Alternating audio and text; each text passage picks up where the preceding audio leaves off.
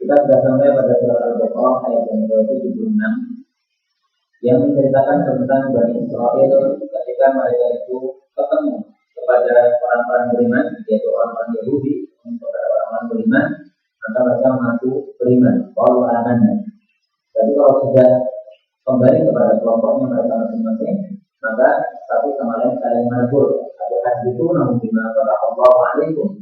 Jangan mengatakan beriman di depan orang-orang Muslim, karena itu akan menjadi bukti bahwa ini kalian sudah mengetahui kebenaran di hadapan Allah nanti di akhirat.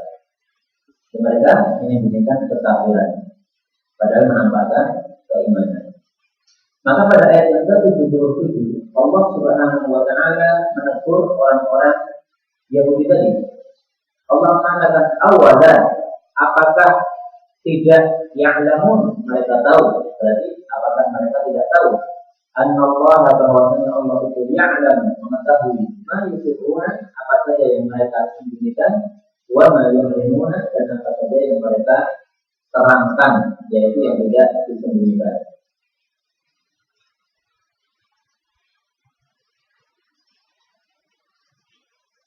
Ayat ini menunjukkan bahwasanya Allah Subhanahu wa Ta'ala mengetahui apa saja yang dilakukan oleh orang-orang Yahudi. Karena yang dimaksud ya'lamun di sini adalah orang-orang Yahudi. Yusirrun di sini adalah orang-orang Yahudi. Yu'linun di sini adalah orang-orang Yahudi. Maka semua perbuatan orang-orang Yahudi itu semuanya diketahui oleh Allah Subhanahu wa Ta'ala. Tidak ada yang tersembunyi sama sekali. Nah, di sini bentuknya pertanyaan. Awala ya'lamun, apakah mereka tidak tahu? Tapi pertanyaan di sini tidak perlu jawaban. Maka di sini para ulama mengatakan istifhamun ingkariyun. Istifhamun, sebuah pertanyaan ingkariyun yang fungsinya untuk mengingkari. Jadi mengingkari perbuatan mereka. Kenapa mereka itu merasa perbuatan mereka tidak diketahui oleh Allah Subhanahu wa Ta'ala? Maka diingkari oleh Allah Subhanahu wa Ta'ala dengan pertanyaan ini. Sehingga pertanyaan ini tidak perlu kepada jawaban, karena sudah jelas bahwasanya Allah itu pasti tahu apa saja yang mereka sembunyikan dan apa saja yang mereka terangkan.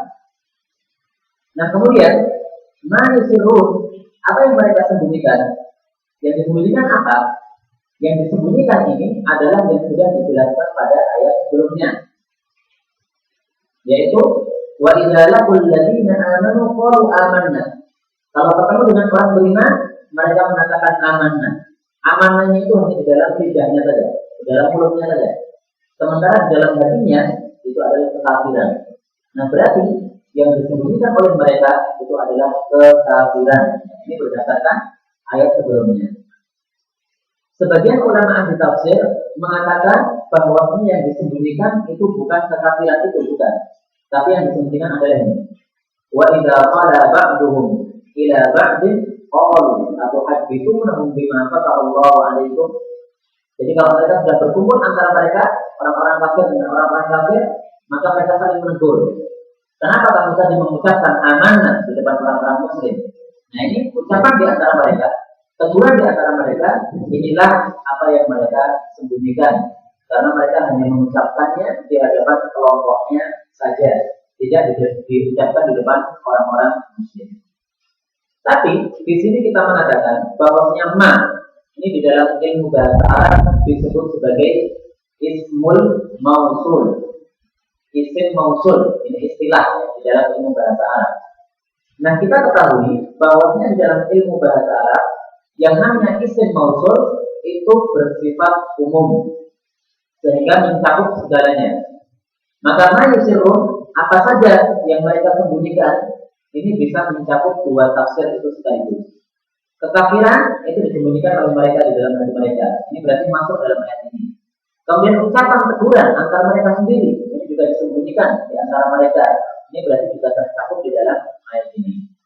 Karena itu dua tafsir yang tadi sudah saya sampaikan itu semuanya sama-sama benarnya, sama-sama tercakupnya di dalam ayat ini. Kenapa? Karena ma adalah apa? Isim mausul.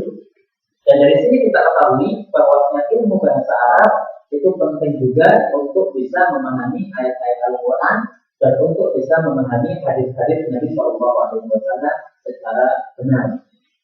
Maka kita wajib untuk mempelajari ilmu bahasa Arab, akan tapi sesuai dengan kemampuan kita. Tidak harus sedetailnya, ya. Karena sedetailnya itu orang-orang khusus saja yang wajib untuk mempelajarinya, yang menjadi fardu kifayah atas mereka. Baik, kemudian pada ayat 78 Allah Subhanahu wa taala menceritakan tentang orang-orang bodoh di antara orang-orang Yahudi. Karena orang Yahudi itu dibagi dua, ada ulama, ada bodoh. Ada ulama, ada rakyat. Ya. Nah, yang dibicarakan pada ayat 78 ini adalah orang-orang bodohnya atau para rakyatnya yang tidak paham terhadap ilmu agama kecuali taklid buta kepada gurunya. Allah mengatakan wa minhum, dan dari kalangan mereka orang-orang Yahudi ummiyuna, ada orang-orang yang ummi. La ya'lamuna, mereka tidak mengetahui al-kitab, kitab itu maksudnya adalah kitab Taurat, illa kecuali amaniyah. Amaniyah itu arti asalnya adalah angan-angan. Maka kita terjemahkan di sini angan-angan, tapi nanti ada tafsirnya. Wa inhum, dan tidaklah mereka itu illa kecuali yadunnun, mereka hanya menyangka saja. Al-ummiyun itu arti asalnya adalah ummiyun, orang yang tidak bisa baca, tidak bisa nulis. Itu arti asalnya. Dan ummiyun itu dinisbatkan kepada ummun. Ummun itu artinya ibu. Karena manusia itu punya dua, yaitu punya bapak, punya ibu. Nah, orang yang tidak bisa baca tulis itu dinisbatkan kepada ibunya, ummiyun, ya. Dinisbatkan kepada ibunya, ummun. Kenapa? Karena pada zaman dahulu orang Arab itu kebiasaannya para wanitanya tidak bisa baca, tidak bisa nulis. Sehingga yang bisa nulis itu hanya laki-laki saja. Itu zaman dulu. Karena itu Nabi Muhammad SAW mengajarkan baca tulis kepada para sahabat-sahabat wanitanya. Meskipun tidak langsung Nabi yang mengajarkan, akan tapi diadakan pengajaran menulis dan membaca untuk para kaum wanita. Sehingga kaum wanita itu juga boleh untuk mempelajari membaca dan menulis. Kalau di zaman kuno dulu itu jadi permasalahan besar. Wanita kok belajar menulis, nggak boleh, ya. Tapi kalau zaman sekarang sudah tidak ada yang muskilah lagi. Semua orang kita sudah sepakat bahwasanya wanita itu sama dengan laki-laki boleh mempelajari ilmu membaca dan menulis. Kalau zaman dulu nggak boleh para wanita menulis supaya tidak menyaingi orang laki-lakinya. Tapi ini adalah kezaliman terhadap para wanita, dan Nabi Muhammad SAW tidak mengizinkan kezaliman tersebut. Nah, berarti ummiyuna itu adalah orang-orang bodoh. Maka yang dimaksud di sini, yang dimaksud dalam ayat ini, itu adalah orang-orang yang la ya'lamuna al-kitab, tidak mengetahui isi kitab Taurat.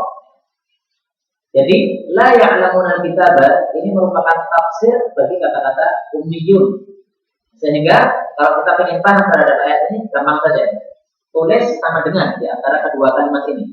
Karena ummiyun maksudnya apa di sini? Maksudnya adalah la ya'lamuna al-kitab, tidak paham terhadap kitab Taurat. Meskipun bisa nulis, tapi kalau tidak paham isi kitab Taurat itu namanya ummiyun. Jadi ummiyun yang dimaksud di dalam ayat ini berbeda dengan ummiyun pada arti asalnya. Arti asalnya yang nggak bisa nulis, nggak bisa baca. Ada orang Yahudi bisa nulis, bisa baca, tapi tidak paham isi kitab Taurat, itu namanya juga ummiyun. Karena ummiyun yang dimaksud dalam ayat ini berbeda dengan ummiyun pada arti bahasa. Dan seperti itu adalah biasa. Kadang-kadang sebuah istilah dipakai itu digunakan untuk yang berbeda dengan arti asalnya. Arti asalnya A, kemudian digunakan untuk arti B. Nah, seperti itu adalah biasa. Demikian juga di sini. Ummiyun ini maksudnya adalah la ya'lamuna kitab, yang tidak paham isi kitab Taurat. Illa amaniyah, kecuali angan-angan. Maksudnya apa? Maksudnya adalah kecuali kebohongan-kebohongan yang dibikin-bikin oleh ulama-ulama mereka yang dinisbatkan kepada kitab Taurat. Jadi kitab Taurat yang asli mereka tidak tahu. Akan tapi yang tahu adalah apa yang disampaikan oleh ulama mereka, yang isinya adalah kebohongan-kebohongan yang dinisbatkan kepada kitab Taurat padahal bukan termasuk kitab Taurat. Contohnya apa? Kebohongan-kebohongan itu. Mari kita lihat di dalam Al-Maktabah Asy-Syamilah. Ada beberapa ayat Allah Subhanahu wa taala yang mengungkapkan tentang kebohongan kiai-kiai orang-orang Yahudi. Yang pertama disebutkan di dalam surat Al-Maidah ayat yang ke-18. Wa qalatil yahud wan nasara, orang-orang Yahudi dan Nasrani mengatakan, nahnu kami abnaullah, adalah putra-putra Allah, wa ahibba'uhu, dan kekasih-kekasih Allah. Nah, ini adalah ajaran yang diajarkan oleh ulama-ulama orang Yahudi kepada rakyat mereka, yang dikatakan ini adalah berasal atau bersumber dari kitab Taurat, bersumber dari kitab Injil, padahal ini semuanya adalah kebohongan. Maka orang-orang Yahudi yang bodoh-bodoh itu hanya mengetahui apa yang diajarkan oleh kiainya. Kiainya ngomong apa, maka mereka ikutinya. Salah satunya adalah ucapan mereka, nahnu abnaullahi wa ahibba'uh. Demikian juga di dalam ayat yang lain, Allah Subhanahu wa taala menceritakan tentang kebohongan ulama Yahudi, yaitu pada surat Al-Baqarah ayat yang ke-80. Wa qalu, dan mereka mengatakan, lan tamassana nar, tidak akan menyentuh kami api neraka illa ayyaman ma'dudah, kecuali beberapa hari yang sedikit saja. Jadi mereka mengatakan kalau mereka masuk ke dalam neraka gara-gara tidak mau beriman kepada Nabi Muhammad SAW, maka itu hanya beberapa hari saja. Setelah itu nanti akan keluar dari neraka dan dimasukkan ke dalam jannah. Apakah ini bersumber dari kitab Taurat? Apakah ini bersumber dari kitab Injil? Sama sekali tidak. Tapi ini adalah kebohongan yang dibikin-bikin oleh ulama-ulama Yahudi, kemudian diajarkan kepada rakyatnya dan didakwakan ini berasal dari kitab suci mereka. Maka Allah Subhanahu wa taala mengatakan pada ayat yang kita bahas tadi, la ya'lamuna al-kitaba illa amaniyah. Mereka tidak paham isi kitab Taurat kecuali kebohongan-kebohongan yang diajarkan oleh kiai mereka. Maka ditutup oleh Allah dengan kalimat wa innahum illa yazunnun. Mereka hanya bisa menyangka saja. Menyangka itu kebalikan dari keyakinan. Kalau keyakinan itu adalah sesuatu yang di atas persangkaan. Kalau persangkaan ini berarti masih ada keraguan di dalamnya. Nah, karena kebohongan-kebohongan yang diajarkan oleh kiai mereka itu bukan kebenaran, maka tentu saja kebohongan itu tidak bisa dijadikan sebagai keyakinan. Maka mereka hanya hanya menyangka saja, tidak meyakininya. Karena kalau meyakininya itu harus sesuatu yang benar. Tapi kalau kebohongan itu tidak bisa dijadikan sebagai sebuah keyakinan. Baik. Ini adalah tafsir yang pertama. Ya. Amaniyah itu diartikan apa? Kebohongan. Memang terjemah asalnya itu adalah angan-angan. Tafsir yang kedua, amaniyah ini maksudnya adalah bacaan. Jadi la ya'lamuna kitaba, mereka tidak mengetahui kitab Taurat illa amaniyah, kecuali bacaannya saja. Jadi kalau disuruh membaca kitab Taurat bisa, tapi kalau disuruh menafsirkan ini maksudnya apa? Tidak paham. Karena itu kalau kita mengikuti tafsir yang kedua, berarti ini termasuk celaan kepada umat Islam juga yang bisa membaca isi Al-Quran, membaca tulisan Al-Quran, tapi tidak paham isinya. Kalau kita hanya bisa membaca saja, akan tapi maksudnya tidak paham, ya, itu berarti kita sudah menyerupai orang-orang Yahudi yang bodoh-bodoh, yang bukan ulamanya. Karena itu wajib bagi kita umat Islam untuk mempelajari kitab Al-Quran, mempelajari tafsirnya, supaya kita tidak termasuk di dalam ayat ini. La ya'lamuna al-kitaba illa amaniyah. Karena ayat ini munculnya bukan untuk ujian kepada mereka, tapi ayat ini munculnya adalah untuk celaan terhadap mereka. Mereka dicela oleh Allah Subhanahu wa taala. Bisa baca tapi nggak paham isinya, dicela oleh Allah dengan ayat ini. Demikian juga kita orang beriman juga seperti itu. Mungkin ada orang yang tidak puas, ya. Ini kan ayatnya bicara tentang orang Yahudi. Kenapa diterapkan kepada kita umat Islam? Nah, para ulama ahli tafsir mengatakan, setiap kali ada ayat yang bicara tentang orang-orang kafir, kalau orang muslim itu ada keserupaan dengan mereka, maka secara otomatis orang muslim itu sudah terseret oleh ujungnya ayat itu. Ya. Ini perkataan ahli tafsir. bisa dilihat di dalam kitab Tuhfatul Tafsir karya Al-Imam Syekh Ali As-Sabuni yang masih hidup, ya, termasuk ulama suriah yang terkenal.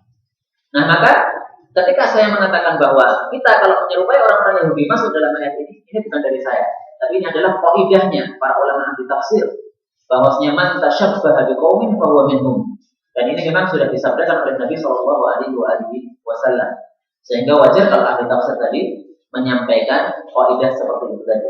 Apa kata Nabi? Beliau mengatakan dalam hadis yang sahih riwayat At-Tirmidzi dan yang lain-lainnya. Ya, riwayat Abu Dawud dan yang lain-lainnya. Man, barang siapa tasyabbaha, yang menyerupakan diri di qaumin, dengan sebuah kaum, bahwa maka orang itu minhum, termasuk mereka. Menyerupai dengan orang-orang Yahudi, ya berarti termasuk mereka. Bukan berarti kita sudah murtad, ya, akan tapi ada kemiripan dengan mereka. Sehingga kalau mereka mendapatkan celaan, maka kita juga mendapatkan celaan sebagaimana celaan terhadap mereka. Nah, kenapa amaniyah itu ditafsirkan dengan bacaan? Artinya hanya bisa baca, tapi nggak paham. Ternyata di dalam ilmu bahasa, memang kata-kata amaniyah itu kadang-kadang mempunyai arti bacaan. Ya. Misalnya di dalam Al-Quran,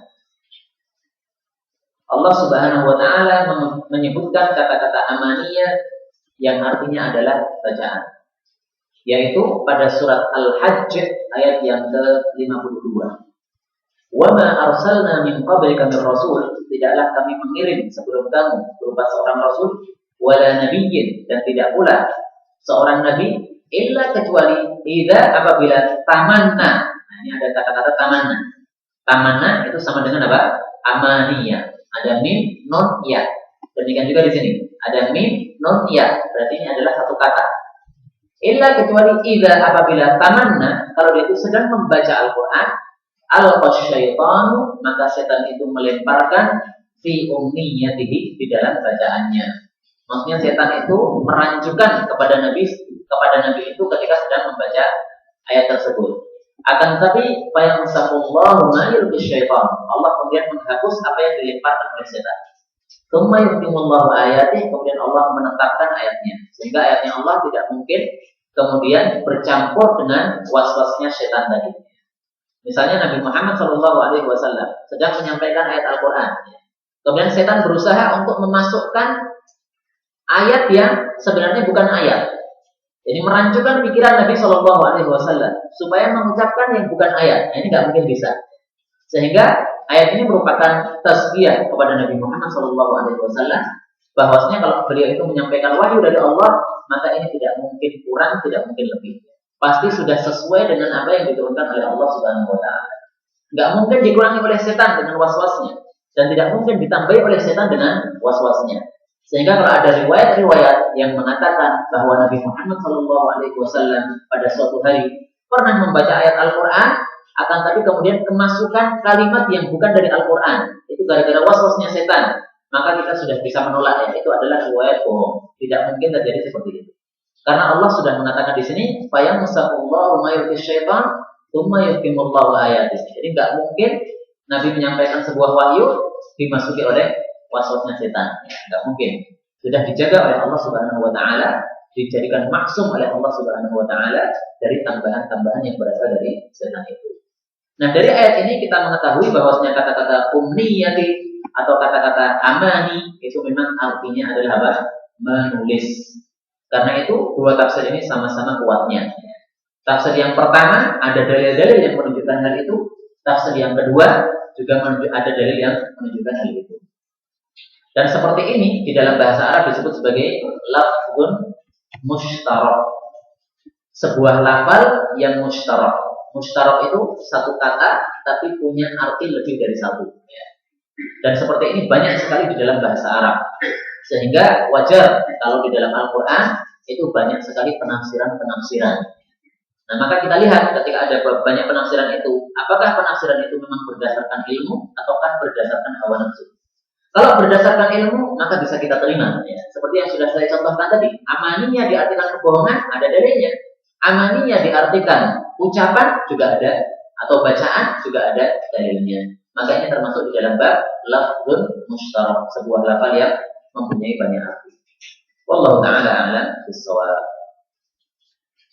Kemudian ayat yang ke-79 ini bicara tentang ulama-ulama Yahudi. Kalau ayat yang ke-78 bicara tentang rakyatnya yang bodoh-bodoh, maka sekarang bicara tentang orang-orang alimnya yang sebenarnya punya ilmu akan tapi mengikuti hawa nafsu dan tidak mau mengikuti ilmu yang sudah diberikan oleh Allah kepada mereka. Maka Allah katakan fawailun, maka kebinasaan yang besar lilladzina, bagi orang-orang yang yaktubuna, mereka itu menulis alkitab, kitab itu yaitu kitab Taurat, biaidihim, dengan tangan-tangan mereka. Jadi menulis kitab Taurat akan tapi dipalsukan ya, dengan tangan-tangan mereka. Tsumma yaquluna, kemudian mereka mengatakan hadza, kitab ini min indillah, dari hadapan Allah, bukan dari kami, padahal dipalsukannya. Liyashtaru, supaya mereka itu membeli bihi, dengan kitab palsu tadi, thamanan qalila, harga yang sedikit, yaitu dunia. Fawailun, maka kecelakaan, maka kebinasaan yang besar, lahum, bagi mereka, mimma, dari apa-apa yang katabat aidihim, sudah ditulis oleh tangan-tangan mereka, wawailun, dan kebinasaan yang besar, lahum, bagi mereka, mimma, dari apa-apa yang yaksibun, mereka sudah mengusahakan atau mengerjakan. Ayat ini bicara tentang orang-orang ahli kitab yang termasuk ulama mereka yang memalsukan isi kitab Taurat. Maka Allah Subhanahu wa taala mengancam mereka dengan wailun, kebinasaan yang besar. Kenapa wailun saya artikan kebinasaan yang besar? Dari mana kata-kata besar itu dari mana? Kan di sini tidak dikatakan fawailun kabirun, kan enggak begitu. Kabirun artinya besar ya. Lah dari mana terjemah kebinasaan yang besar? Para ulama mengatakan, ini kaidah tafsir juga ya, at-tankiru lit-ta'dhimi. At-tankiru menggunakan lafal nakirah itu lit-ta'dhim, untuk menunjukkan besarnya. Maka di sini wailun di dalam bahasa Arab disebut sebagai lafal nakirah. Kenapa? Karena diakhiri dengan tanwin ya. Wailun diakhiri dengan tanwin. Ini lafal nakirah. Nah, menggunakan lafal nakirah ini untuk menunjukkan besarnya hal itu. Maka di dalam terjemahnya bagus kalau kita tambahi kata-kata besar. Fawailun, kebinasaan yang besar. Nah, seperti ini tidak mungkin ada di dalam kitab-kitab terjemah itu. Tafsir terjemahan tidak ada ya, karena memang tafsir terjemahan itu, Al-Quran terjemahan itu tidak bicara tentang tafsirnya, tapi hanya sekedar bicara zahir lafalnya saja. Dan kita mengetahui hal ini kalau kita masuk ke dalam ilmu tafsirnya. Kemudian kata-kata wailun ini ada 3 penafsiran dari para ulama, dari sahabat-sahabat Nabi Muhammad SAW. Ibnu Abbas mengatakan bahwasanya wailun itu adalah siksaan. Maka kebinasaannya itu berupa adalah siksaan. Sementara Utsman bin Affan, khalifah yang keempat, mengatakan bahwasanya wailun itu adalah nama sebuah lembah di dalam neraka jahanam. Jadi kebinasaan mereka itu adalah dimasukkan di dalam lembah di dalam neraka jahanam. Kemudian yang ketiga, Abu Sa'id Al-Khudri, juga sahabat Nabi SAW, mengatakan bahwasanya wailun itu adalah nama sebuah gunung di dalam neraka. Tapi sebenarnya maksudnya semuanya sama, yaitu apa? Kebinasaannya berupa siksaan di dalam api neraka. Apakah itu siksaan secara umum di dalam neraka, sebagaimana tafsirnya Ibnu Abbas? Apakah itu harus di dalam lembahnya, ataukah itu adalah di dalam gunungnya? Yaitu semuanya yang penting berada di dalam siksaan Allah Subhanahu wa taala. Maka 3 tafsir ini semuanya terkumpul dalam satu kata, yaitu kebinasaan atau siksaan dari Allah Subhanahu wa taala. Allah mengatakan yaktubunal kitaba bi aydihim. Mereka menulis kitab Taurat dengan tangan-tangan mereka. Muncul pertanyaan, bukankah bi aydihim? Ini tidak perlu ya. Karena orang itu menulis pasti dengan tangan. Tidak ada orang menulis dengan mulutnya. Tidak ada orang menulis dengan kakinya. Kecuali hanya jarang-jarang saja ya. Umumnya orang menulis itu dengan tangan. Nah, apakah kata-kata bi aydihim ini tidak perlu di dalam ayat ini? Para ulama mengatakan kalimat ini masih diperlukan, sehingga tidak boleh dihapus. Ketika kalimat ini dihapus, maka artinya bisa berubah atau berkurang. Tapi kalau masih ada bi aydihim, maka di sini ada tambahan makna. Apa maksudnya? Yaitu bahwasanya yaktubuna kita bagi aidihim, maksudnya adalah bahwasanya mereka menulisnya itu dari diri-diri mereka alias memalsukan. Jadi orang Arab itu sudah biasa mengatakan katabta biyadika, kamu menulis dengan tanganmu. Maksudnya apa? Itu adalah buatan kamu saja, palsuan dari kamu saja. Maka kata-kata palsu ini di dalam bahasa Arab bisa diibaratkan dengan kata-kata biyadika. Saya menulis Al-Quran. Al-Quran ini adalah apa? Kebenaran. Maka berarti bukan katabtu biyadi, tapi apa? Katabtu min yadillah. Saya menulis dari tangannya Allah, alias ini datangnya dari Allah Subhanahu wa taala. Tapi kalau saya menulis sesuatu yang itu adalah bersumber dari diri saya sendiri, bukan dari Al-Quran, bukan dari hadis, maka ini di dalam bahasa Arab dikatakan katabta biyadika, kamu menulis dengan tanganmu sendiri. Alias apa? Palsu dari kamu sendiri, ya. Dari hawa nafsu kamu sendiri, bukan dari Al-Quran, bukan dari hadis Nabi SAW. Maka kata-kata di aidihim ini menunjukkan bahwasanya mereka memalsukan isi kitab Taurat. Pertanyaannya, apakah yang dipalsukan? Ya. Mereka mengatakan hada min indillah, ini adalah dari Allah. Artinya betul-betul kitab Taurat yang asli. Apa yang mereka palsukan? Di dalam beberapa tafsir dikatakan bahwasanya mereka itu merubah isi kitab Taurat yang bicara tentang sifat Nabi Muhammad Sallallahu Alaihi Wasallam. Di dalam kitab Taurat yang asli dikatakan bahwasanya sifatnya Nabi Muhammad itu karena adalah Nabi itu robba'atan, orang yang perawakannya sedang-sedang. Tidak terlalu tinggi, tapi juga tidak terlalu pendek. Ini sifat Nabi di dalam kitab Taurat yang asli. Hasanal wajhi, yang wajahnya tampan. Nah, melihat sifat Nabi yang indah seperti ini, maka ulama-ulama Yahudi kemudian menghapusnya dari kitab Taurat. Kemudian setelah dihapus, diubah dengan kata yang lain. Yaitu ketika mereka ditanya oleh orang-orang Arab, karena orang Arab ini kan nggak pernah punya kitab, Pak. Nah, sehingga ketika muncul Nabi Muhammad SAW, sebagian orang Arab bertanya kepada orang-orang Yahudi, wahai orang-orang Yahudi, kan di dalam kitab Taurat sudah akan ada diterangkan bahwa akan ada Nabi yang muncul. Apakah di sana disebutkan sifatnya Nabi itu? Maka orang-orang Yahudi mengatakan, iya ada. Tapi mereka tidak membaca ayat ini kan. Kana roba'atan hasanal wajhi, tidak dibaca. Tapi diubah. Kana tawilan. Nabi Muhammad yang akan muncul itu adalah perawakannya tinggi. Sehingga Nabi Muhammad SAW yang dari orang-orang Quraisy, karena memang beliau itu perawakannya adalah roba'an, sedang-sedang, maka berarti tidak termasuk di dalam apa yang disebutkan di dalam kitab Taurat. Ini untuk merancukan kepada orang-orang Arab, supaya orang-orang Arab itu tidak masuk ke dalam agama Islam.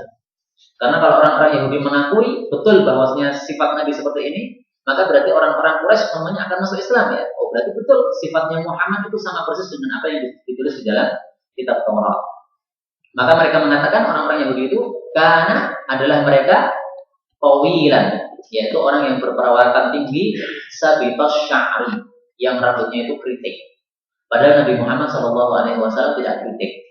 Nah, ini diubah oleh mereka sendiri. Maka ini dikatakan oleh Allah, dikatakan yaktubuna al-kitaba bi aydihim tsumma yaquluna hada min indillah. Tujuan apa? Tujuannya apa mereka memalsukan kitab Taurat itu? Liyashtaru bihi tsamanan qalila, untuk membeli harga yang sedikit, maksudnya adalah untuk mendapatkan dunia. Artinya, kalau mereka mau jujur terhadap sifat Nabi Muhammad SAW di dalam Al-Quran, maka pasti orang-orang Yahudi yang menjadi pengikut mereka itu akan semuanya masuk ke dalam agama Islam. Nah, kalau mereka sudah masuk ke dalam agama Islam, maka ulama Yahudi sudah tidak punya pengikut lagi. Padahal ulama Yahudi ini hidupnya dari duitnya rakyat mereka. Jadi rakyat mereka ketika pengajian itu diwajibkan untuk membayar kepada ulamanya. Ya, satu ayat dibayar berapa gitu ya.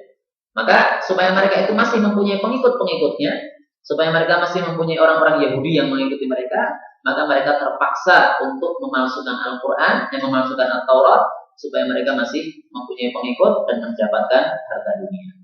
Maka Allah Subhanahu wa Ta'ala mengejek mereka dengan kata-kata samanan qalila, ya, harta yang sedikit saja. Kata-kata qalila sedikit ini digunakan oleh Allah Subhanahu wa Ta'ala untuk menyebutkan dunia. Meskipun hartanya banyak sekali, ya. 1 miliar itu adalah qalila menurut teori Al-Quran. 2 miliar, 1 triliun, semuanya itu adalah sedikit. Pokoknya yang bersifat dunia, maka teori Al-Quran mengatakan itu semuanya sedikit. Jadi teori Al-Quran berbeda dengan teori kita. Kalau kita mengatakan 1000 itu sedikit, tapi kalau 1 juta itu banyak. Ya. Tapi kalau Al-Quran sama, 1000 itu sedikit, 1 juta itu juga sedikit, 1 miliar itu juga sedikit. Allah Subhanahu wa Ta'ala mengatakan di dalam Al-Quran,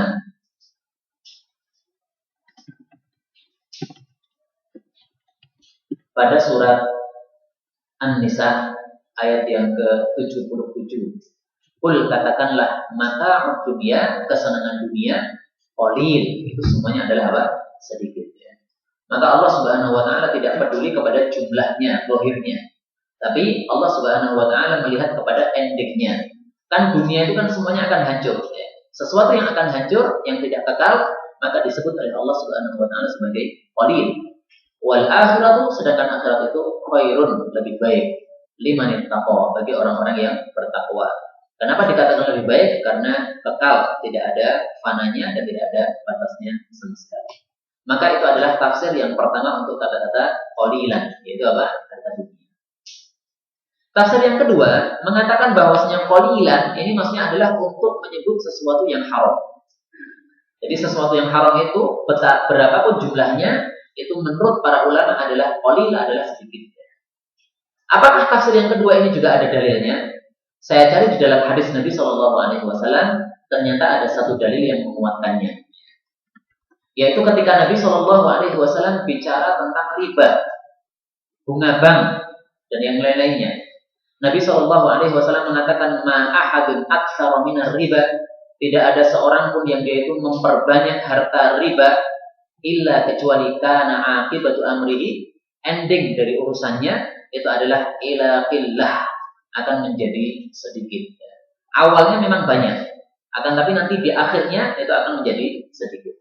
Nah, karena itu di sini dikatakan qalila, sedikit, itu untuk menunjukkan sesuatu yang haram, ya. Sebagaimana riba haram, maka disebutkan qalila, maka demikian juga di sini sesuatu yang haram itu juga disebut sebagai qalila.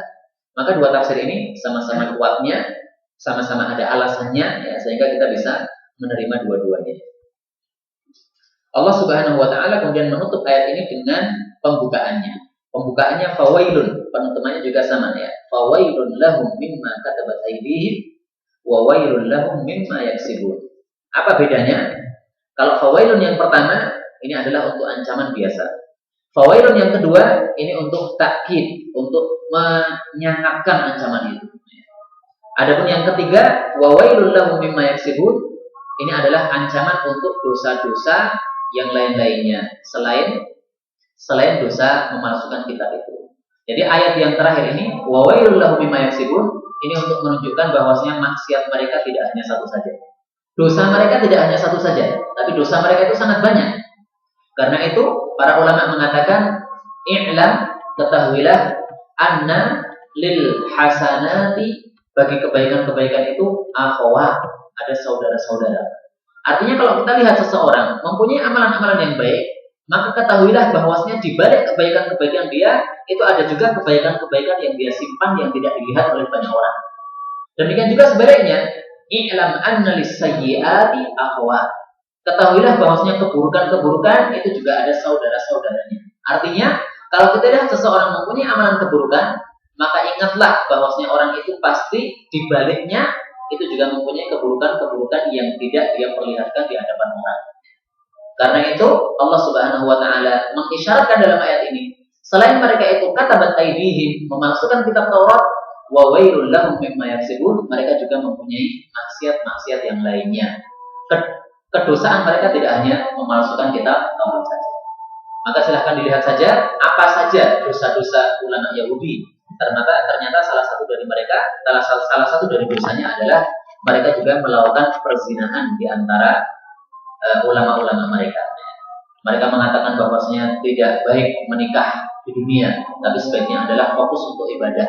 Akan tapi ternyata mereka melakukan perzinahan. Ini salah satu bentuk dari mimma yaksibun. Wallahu ta'ala a'lam bishawab. Sampai di sini insyaallah kita lanjutkan pada pertemuan berikutnya ayat yang ke-80 dan seterusnya. Wallahu a'lam bishawab. Subhanallahumma rabbana bihamdika asyhadu an la ilaha illa anta astaghfiruka